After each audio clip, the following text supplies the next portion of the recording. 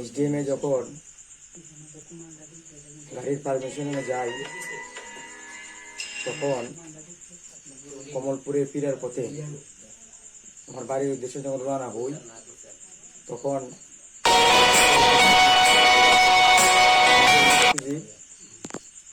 আমাদের গাড়ির পিছে ধাওয়া করে এবং 50-60টা বাইক নিয়ে আমাদের গাড়ির সামনে এসে যায়। যখন আমাদের নেতা দীপক দেশের বাড়িতে চলে আসি তখন গাড়ি ঘেরাও করার চেষ্টা করে।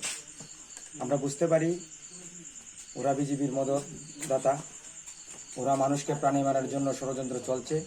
আমি রাজ্যের তথা সুরমা বিধানসভা কেন্দ্রের উপনির্বাচনের সকল ভোটারদের বলবো, ওদের আতঙ্কে আপনারা ভয় পেবেন না। ওরা ভয় দেখাবে, ভয় দেখে আপনারা পিছু পা হটবেন না। এই উপনির্বাচনে একটা সুষ্ঠু ওদের শিক্ষা দেবেন ভোটের বাক্সের মাধ্যমে। আমরা ভয় পাবো না। আমরা তৃণমূল কংগ্রেস করি, যতই আসুক বিপদ মোদের আমরা করব জয়। ধন্যবাদ।